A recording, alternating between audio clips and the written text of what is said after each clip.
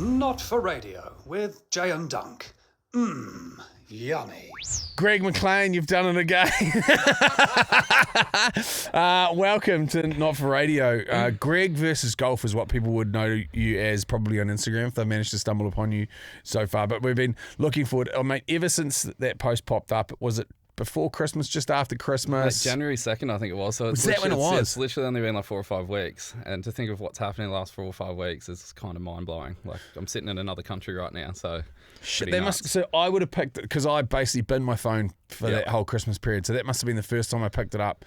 And for whatever reason, in the algorithm popped up you. There was like 150 people following you, and I was like, this is going to be fucking awesome. Yeah, it was pretty nuts. It was 2nd of January I posted it, and I think first day, or I went to sleep after I posted the video and woke up and there's 4,500 followers within a day. So Whoa! It was crazy. Okay, yeah. so instead of we don't need a replay, we can get you to say what the plan of attack is instead of replaying your Instagram post. But so was that the result of a fucking huge New Year's Eve send and you're like, I need to do something with my life? Oh, mate, it was a result of 18 months of absolute just debauchery and bad decisions and me just needing to change my life. And that was the back end of probably 7 really of the most healthy weeks I've had in a long time. Yeah, okay. And So just what is the goal? yeah, Just so what is it? If so it the was to be goal top is- line? Yeah, goal is by January next year I turn pro at golf, and that's after not playing golf for 17 years. Okay, so there's so much to unpack with that. Yeah. Were you handy at golf when you last played? Yeah, so when I gave up the week before I turned 18, I was pretty solid junior. So I did like year 11 and 12 over 3 years because I was traveling 20 to 30 weeks of the year. I qualified for some pro tournaments as an amateur. I had some success at like district level golf. I won state title of long drive. I came run up in Australia. Got sponsored by some American golf companies because of that. So yeah, I had a pretty good trajectory that I was on. And Cam Smith would be one of the more well-known Australian golfers who would be a similar age bracket to you with the mullet. Same, yeah.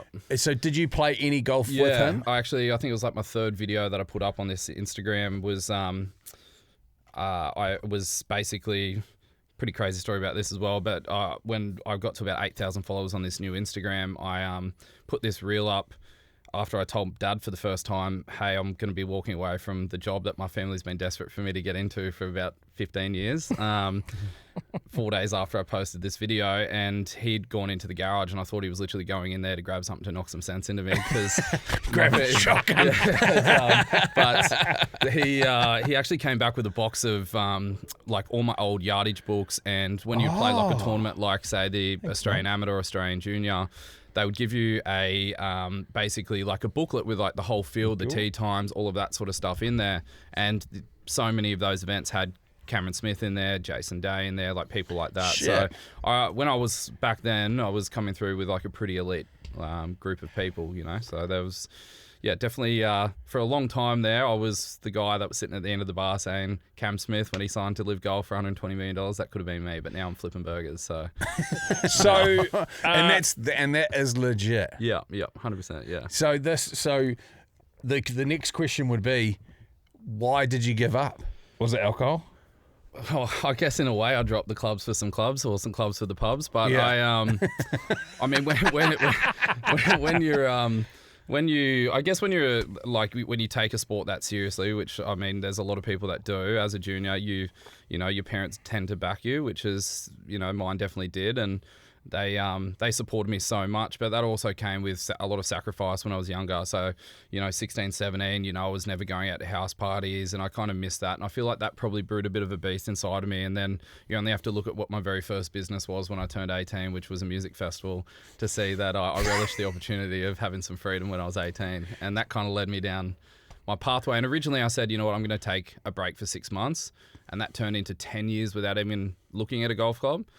And then in the last 7 years, I probably only picked up the golf club maybe 10 or 12 times, but that was to play charity days, and I was pissed by the second hole. So it was like, for me, it was completely different how I used to play golf, So. And so what did the old boy say when you wanted to turf it in? And then what did he say when you said you're going back for another crack? Because I reckon there's a lot of stones probably left unturned. Yeah. And to add to that, they binned their hopes and dreams to back you into your golf hopes and dreams for you to fuck the whole lot off. Well, yeah, I mean, it was obviously probably one of my biggest regrets, and like to the point where, you know, I feel like it definitely did affect my relationship with my family a little bit afterwards. Like, they never said anything, but like, I always just felt super guilty about it. Like, it got to the point when I was 14 where I grew up in Scone in New South Wales, which is the horse capital of Australia, but it's a remote town in New South Wales, and it got to a point where they actually sold everything, their horse stud, everything, to be able to relocate us to the Gold Coast to give me a better opportunity for it.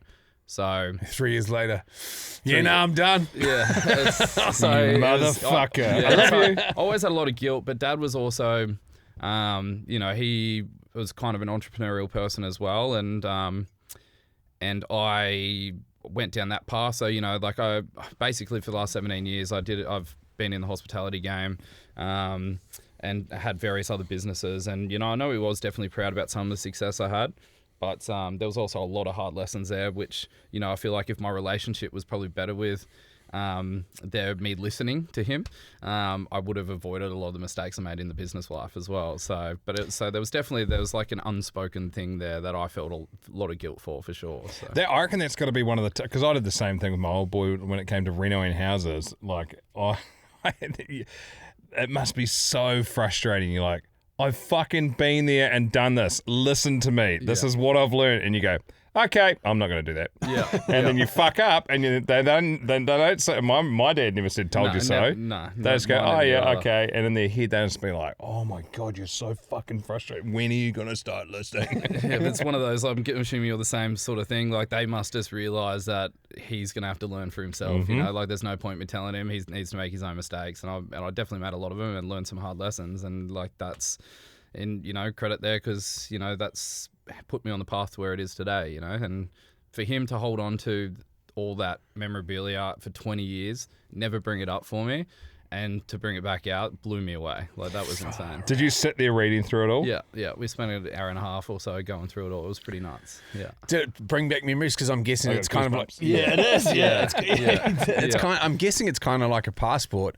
Like, every single one of those books is around. So Dad used to obviously caddy for me in all of these events. So it's got like all the yardage books with like pin placements and like where I hit my shot on round 1, 2, 3, like all of that in there. And like seeing that was just like, shit, you know, like I really did give up something that if I just had stuck through, you know, like I probably would have been in a completely different place in life. But it also has, it's a funny one because knowing what I used to be capable of and what I'm capable of right now are far two different things at the moment. And that's going to be the hardest thing for me to get through at the moment is just being able to mentally stick through this path and understand that, you know what, I'm going to have to eat shit a little bit here for a while.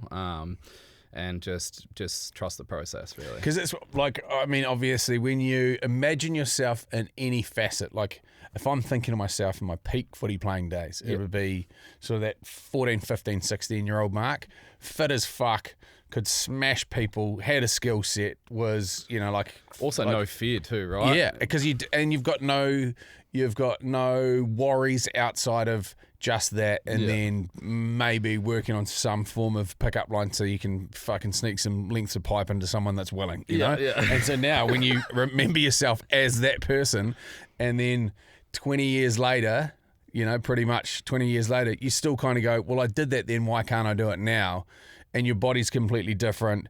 You have seen the sun come up more than you've probably seen it go down. You've put liters of piss through the carcass. You've dried the body out on some big sessions, and you know you're in that beef jerky state. Yeah. Has it been like in those first swings that you were having with it?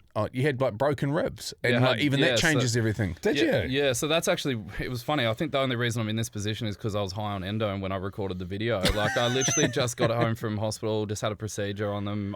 So I basically came off an electric skateboard just after New Year's and broke 6 ribs. And I was sitting at home and I was just saw my golf clubs and I don't like sitting still, and I was like, you know what, I'm going to just go do some short game stuff. And just while I was there, I literally posted this video, and in hindsight, everything you just said is 100% correct about my body, and I wish I'd have probably waited at least for maybe at end of month 1 to post a video, because there's nothing worse than now knowing that 21,000 people are currently watching every move I've got, and I'm being crucified. And I'm like, I've just recorded my first round back, and there's some great stuff in there that shows some hope, but there's also a lot of rubbish, and I've got to be. I've got to have the balls to just put that out and show it all. and just show it all. Like I'm being, because that's going to show your growth. Like when you look as back hard at, as it is for me with what I shot, like it's still going out, because my whole thing with this is just be as transparent as possible, right? And it's just, I feel like it's going to lead to a pretty good story. It's the fucking story is great. So if we go back to, you've never really been to a festival, never really been on the piss. Yeah. And the natural progression is most people go to a festival, get on the piss and go, I reckon I could do this. Yeah. And then they do it, but they've at least been to a few first. Yeah. You hadn't really been to any, and then that was your first business after putting the sticks down as, Crazy I'm going to run how- a music festival. How, like on a level of from 1 to 10, how successful was that? 5, I reckon. Mate, we You opened the gates and you fucking closed them. Well, Sweet. I mean, I set myself up for disaster in terms of location and what I tried to achieve. But once again, being 18 and naive was what got me over the line a little bit to not be a complete disaster. But I mean, I was in Rockhampton, out of all places, which is the beef capital of Australia, and I decided to put on the biggest electronic dance festival in Queensland's history, and I had 100 artists, and it's still being considered to this day. Jesus The ADC, 4 stages, 100 artists. As an 18-year-old, I got like Red Bull to hand over cash and like all of these people, and I just we needed probably about 8,000 people there. I think we got about 5,000 people there.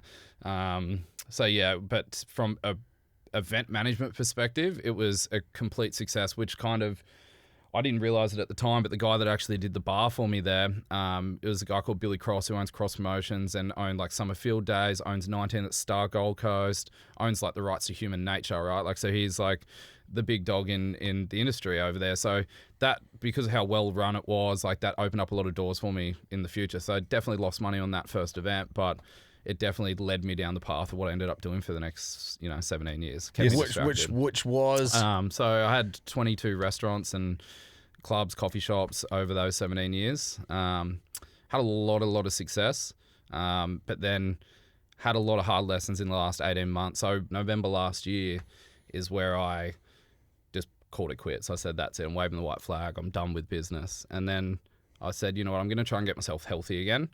Took 8 weeks off for the first time in my life ever. Lined up a job, like a really steady job. I said, I'm just going to go work for somebody. I was going to work for a big building company in the Sunshine Coast. Supposed to start on January 14th.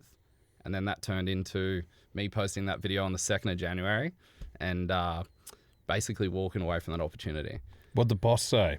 I rang him on the day before I was supposed to go, saying, "Mate, can we catch up for a coffee?" And he goes, "Mate, I've seen the videos. I'm guessing you're not coming in." And I'm like, "Yeah, correct." And I'm like, "Yeah." I said, "Mate," he said, "Look, just remember me when you're doing well and you're looking for someone to build your McMansion." I said, "Perfect, done."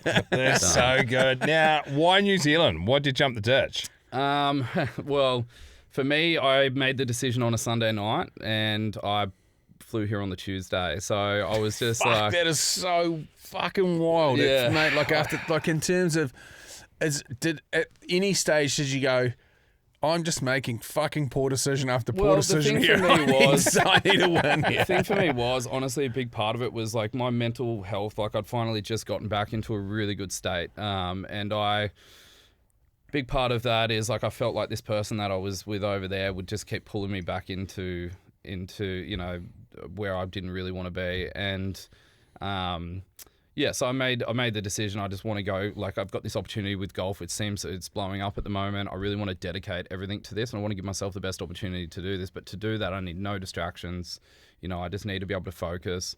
And even though I wasn't financially ready, like when I booked my flights, I had $400 in my bank account. Oh, shit. Yeah, so I moved over here with, I think I used half that $400 after I landed on Ubers, just trying to set my IRD up for the first, on the day one.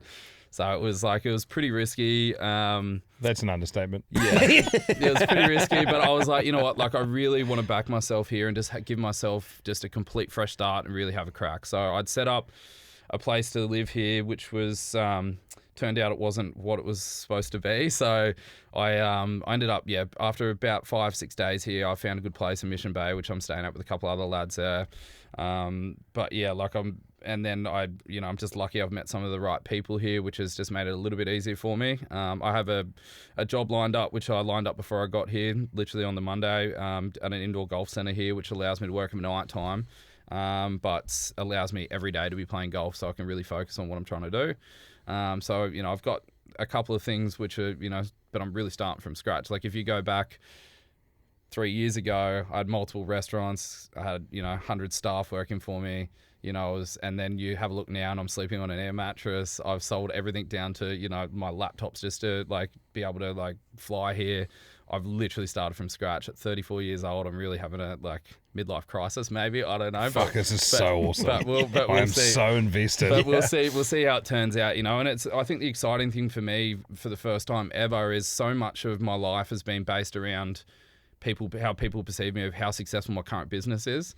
And for the first time ever, like I can only be judged on who I am as a person and how I'm dedicating myself to this. And I've only got myself to blame if this doesn't work out.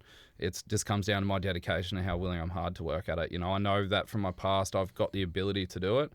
There's going to be a lot of rust there, but it just comes down to if I'm ready to make the commitment and make it work. So it's a fucking absolute wild story. Yeah, it's pretty nuts. So because now you got 21,000 followers, yeah. So that's kind of growing. Yeah. What were the first little like breadcrumbs thrown your way by potential brands, or is anybody you've partnered up with already? There was a couple little things and a few that I've had to walk away from just to be able to have the fresh start in New Zealand. So it's kind of been a bit of a false start here and there. Like this has been going for 35 days now, but pretty much this last week has been the first week I've really been able to get into a routine and try and make this thing become legit, But Birds of Condor, got to give a huge shout out to those guys. They jumped on when I had like 500-600 followers, and they're like, this story's great. And then I jumped on the phone with Frankie, one of the owners, on a FaceTime with him, and he's like, mate, this story's unreal.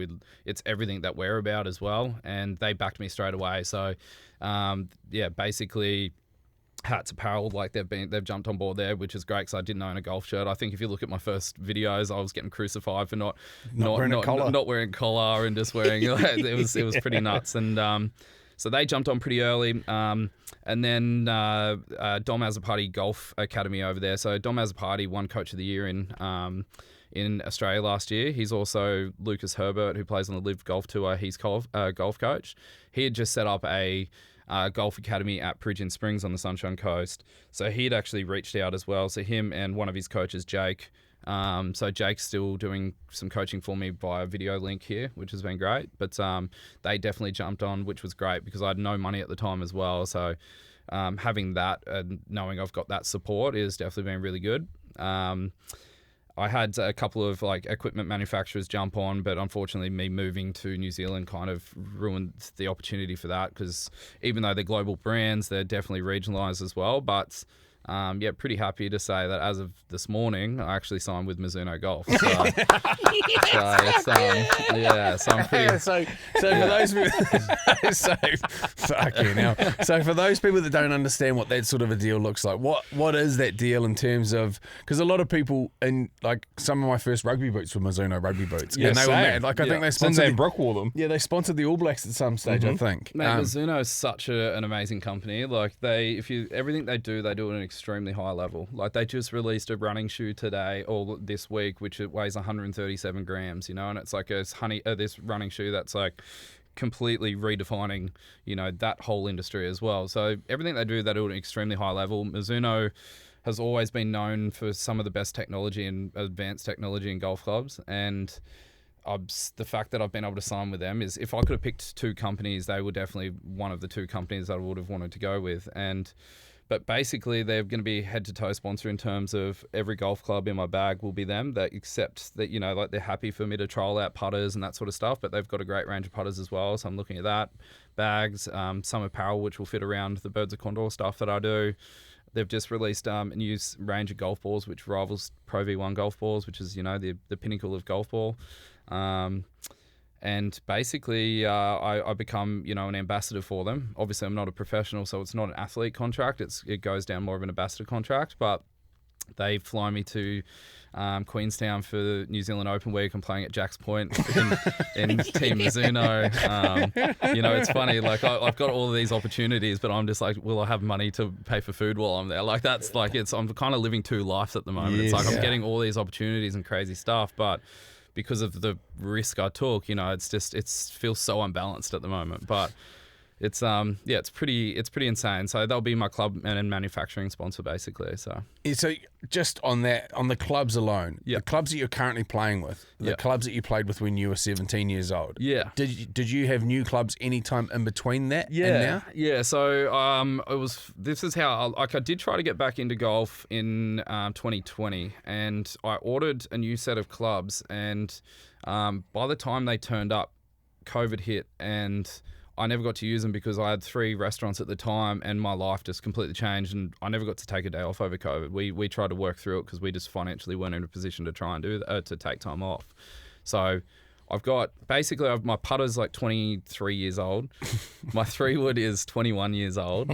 My driver and my iron setup is from COVID, but I only hit them for maybe 9 or 10 times through charity days over the last few years. And then finally gave them there's no wear marks in them whatsoever, even though they're 5-6 years old. So it's going to be really cool to see the difference that new technology makes as well. Yeah, that's what I was going to ask. Yeah. Like, how different would a new set of clubs be, do you think? Yeah, well, I mean, it's going to be a huge difference. Also for the fact that when those clubs were what I was using, I was at the top of my game as well. So like, I was, basically playing blades, which the sweet spot is incredibly small. So compared to where for those people that don't understand, you can get a forgiving set of golf clubs, which is what I need right now. Yeah. Which is what I need right now. Yeah. So the blades are basically what pros use, Yeah. and if you're out by fucking millimeters, you're out by hundreds of meters. Let's Basically, just say hitting a blade and you miss the sweet spot in the middle of winter in New Zealand would not be nice on your hands. Like you can feel it. Like it's. And, but the reason why you use those as a good player is because when you have control over your golf swing, it gives you more control over the ball. Yes. But it also highlights, if you're not a good golfer, how bad you're swinging it. So It kind of feels like there'd be the difference between fishing with nylon and fishing with braid. yeah. So it's all feel, right? Yes. I'm assuming that's the same thing. Yeah. It's feel. So if you're a high quality player, you want as much feel and feedback as possible. You want to know when you're not hitting it well. Yes. Right now, I don't want to know that. I want as much forgiveness as possible. So I'm really excited about that. So this week I'm going to be fitted for Mizuno. I'm going to film all of that as well, because I think that's also really cool for a lot of the people that have joined and following this journey. Are like aged between 20 and 45 as well, and they're on their own golf journey too. So it's kind of cool for them to be able to see what technology does for me, and being able to see like what might they be able to implement to their own golf game as well. So yeah, really excited for that. Get fitted this week and hopefully have the clubs turn up before the Queenstown event. So you'll get them basically for the first time, and then you get to go and play Jack's Point, which is one of the top courses in New Zealand. It's my bucket list course. Amazing. And you're on a team that's a not fuck around team. Yeah. It's going to be unreal. Like the whole experience is great. I'll be able to go to the New Zealand Open and watch for a couple of days as well. So yeah, it's going to be unreal. It's definitely pinching myself moment. Now, what is the next, I'm assuming you've mentally set a bunch of goals for the next 18 months, 24 months, 3 years, something like that. What do you need to achieve in, say, the next 12 months? Yeah. For you to be in the right position, and then what does that look like for your life moving forward if you're able to achieve those things? Yeah, well, I'm kind of splitting it into two things. Like, obviously, I've got to look at how am I going to financially survive, because I'm currently in a foreign country and I need to be able to eat food. So obviously the content side of stuff is definitely a big part of it. So, but in terms of the golf, for me, it's about, I'm really starting from the beginning again. So I don't even have a current handicap. So I literally just played my first 2 rounds to be able to submit to a handicap. I'm hoping What's the process in that? How many rounds do you have to play? 3, if it's the same here, I believe. Yeah. 3 rounds. And I'm kind of hoping that my handicap sits, around 6 or 7 to start with, and then Which is fucking Which wild. is still handy as fuck. Yeah, and the crazy thing is like what I've noticed so far is like if you watch me for 6 holes, you could, and I like I string 4 or 5 good holes together at the moment, and if you're watching those holes, you'd be like, yeah, this guy, like, you know, can actually play pretty good golf. But then if you stick around for that 7th hole, like you might be like, and you only saw that 7th hole, you'd be like, he's a 20 handicapper. Like, you know, I'm just throwing that in at the moment. So for me, if I can get around 6 or 7 to start with, I think my immediate goal is by middle to the end of March, like try to be around like 1 or 2 consistently. And then by middle of the year, I want to be, you know, off scratch at least and competing in, I think it's the Joanne Charles Tours here, which is a pro circuit. There's 8 events a year, which is a really cool concept we don't have in Australia, where higher level amateurs can actually compete in these professional tournaments and see where you're actually at. So I want to play those. I think the first one where I feel like I'd be maybe ready to do is in March. So hopefully that... That's fucking next month, bro. It's in 2 weeks. Yeah, well, I'm hopeful, like, and when I mean like ready for, like if I made the cut, I'd be shocked. But like, I just want to start putting myself in those situations. I'm still trying to find a club to base myself out of here as well. It's great to see New Zealand golf is obviously booming at the moment because pretty much every club has got a wait list, but it's also, you know, like it's not cheap to join them as well. So I'm trying to find a club to base myself out with and I'd like to obviously put myself in, you know, pennants for them to play, for me to play in their team so I can get some competitive rounds under my belt too. But I'd like to think that, you know, middle of the year, I'm starting to show some signs of, you know, hey, this is looking like I can be competitive. And then the goal is by January next year is New Zealand Tour School. So it's a huge ask, but I want to try and get myself ready where I feel like I can actually compete and try and turn pro in January. So how many people do you know off the top of your head, how many on the PGA Tour at the moment is Foxy and that's it? Yeah, from New Zealand. Yeah. Obviously, you've got... you know, Daniel Hillier is he's on the DP World Tour. He's having a crazy season as well. So, you know, like there's...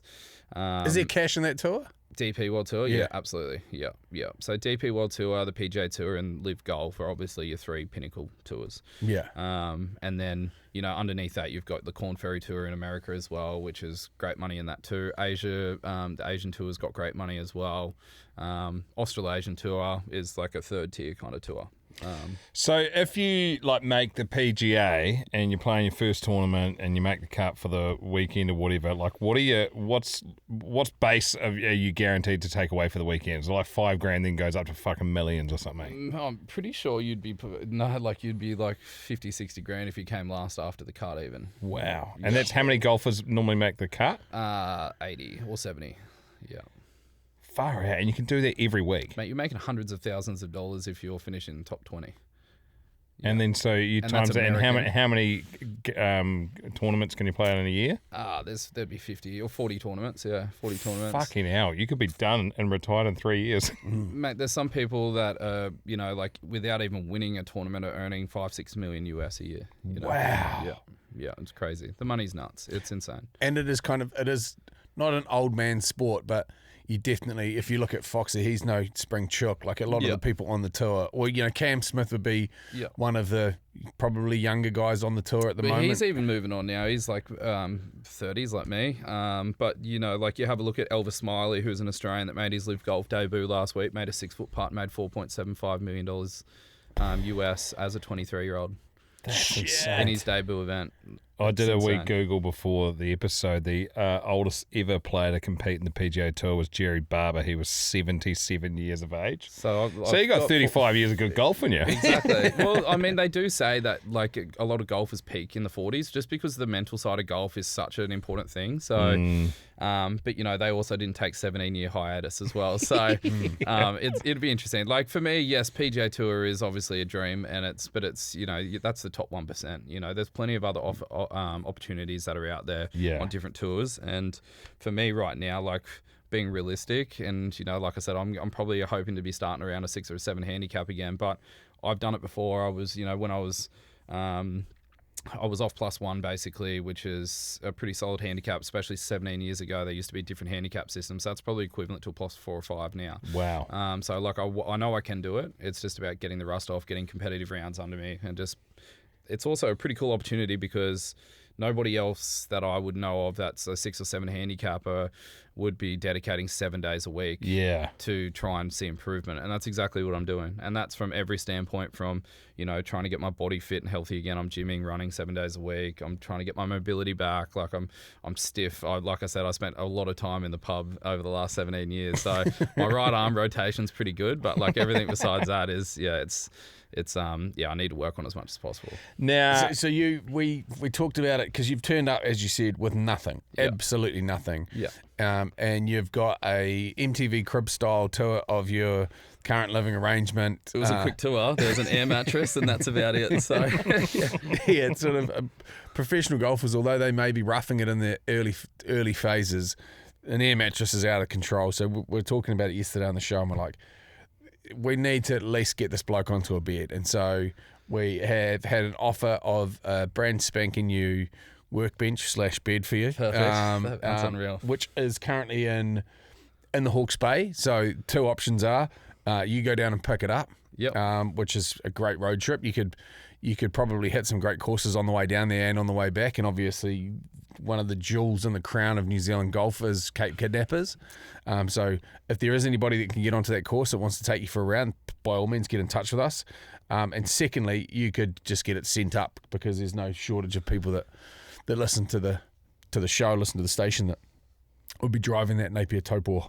Yeah, well, I mean, Cape Kidnappers is definitely, I mean, if I could dream of 3 courses to play at anywhere around the world, I mean, Cape Kidnappers, Jacks Point, and Tiari Links are like definitely my top 3. So really, yeah, 100%. Oh, yeah, so it's insane. That also played a big part of why I came here. But I'm so appreciative for that, because the last 8 days on an air mattress. So as much as I appreciate where I'm at in life and being over here, it's definitely adding to how stiff I am every day. So that's unreal. But I would love to get down there and play Cape Kidnappers for sure. That's unreal. Yeah. What else? What else do you need? Because Jay's fucking lent you his V6 Range Rover. A bloke that's got no money in the bank. Yeah, which is all good, but I mean, fuck, you got no money to put into a V6. Absolute gas guzzler. Runs on the smell of an oily rag. It does when you don't use it. Like I said, lucky enough, Jay's lent me his car for the short term, but like I've got no way of getting around besides that, and I don't know how long he's willing for me to drive that. But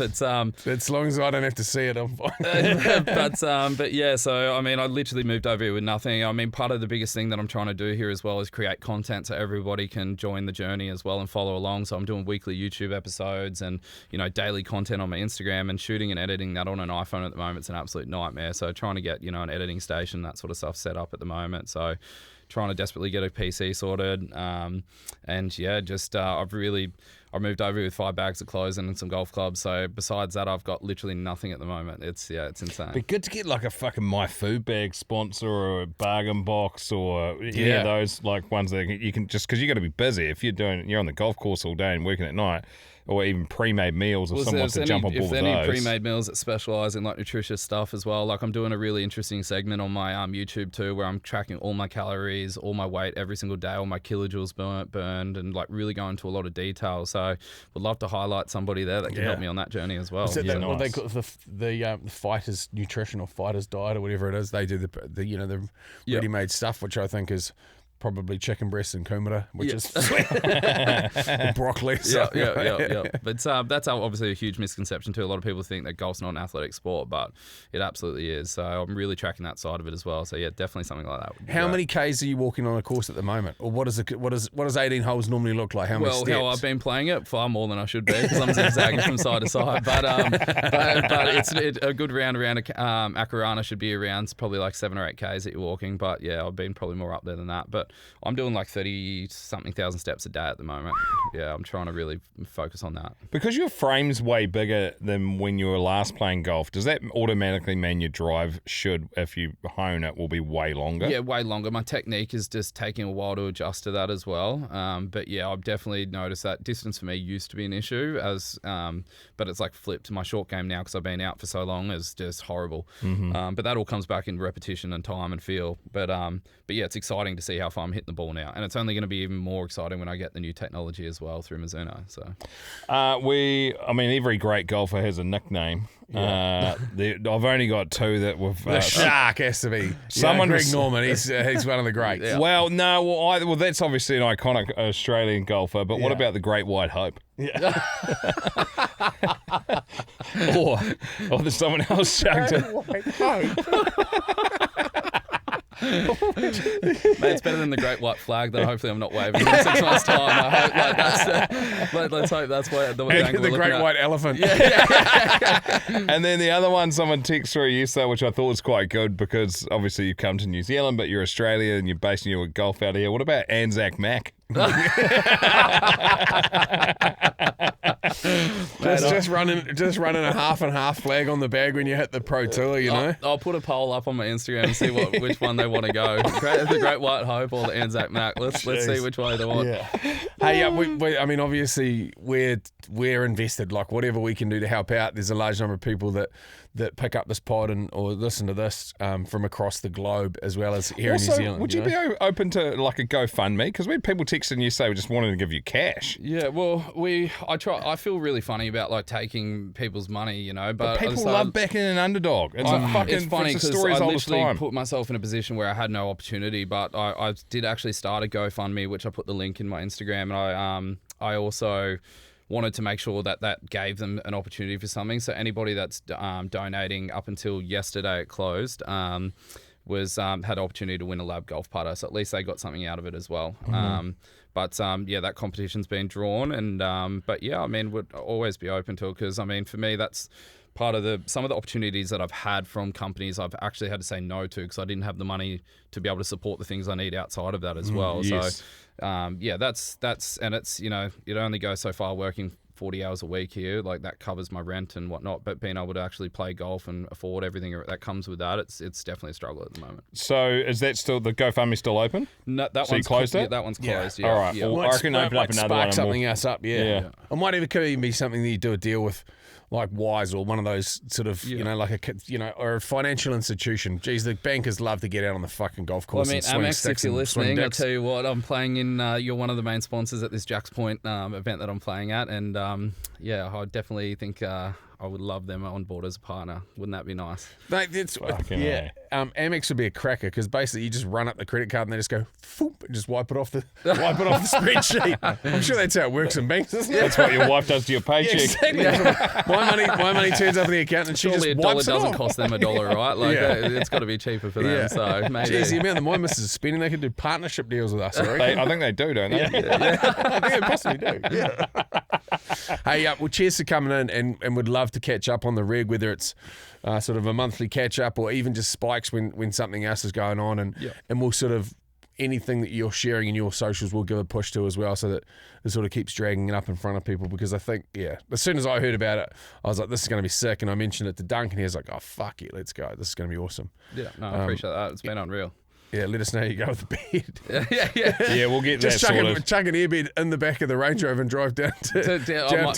I might have to do that to get down to Queenstown. You reckon Murph's got a bigger, like something he can chuck a bed in the back of? That guy's got so Yeah, much. car mover. He's got 5,000 cars. Yeah, I was just thinking whether or not he's coming up and down all the time. Imagine getting your fucking bed delivered by Greg Murphy. Yeah. He drives quick cars, so it'd just be mattress folded in half on the top of a Charger. Right, legend, brother, man. Thank you so much for coming today. Best of luck, and keeping comms, and anything you need, reach out and we'll feed the backs. No, I appreciate you making me have a better night's sleep. It's gonna be well appreciated. Well, I hope it's the first of many things we're going to help you out with. If you do want to get in touch, on the episode notes, there's a link tree. Oh, bro, we'll just message the Not For Radio Facebook page, probably the easiest way. Perfect. Bloody good, mate. Brilliant. Beautiful. Go Thanks, well. mate. Unreal. You've been listening to Jay and Dunc's Not For Radio podcast. Thanks for listening. I hope to see you soon.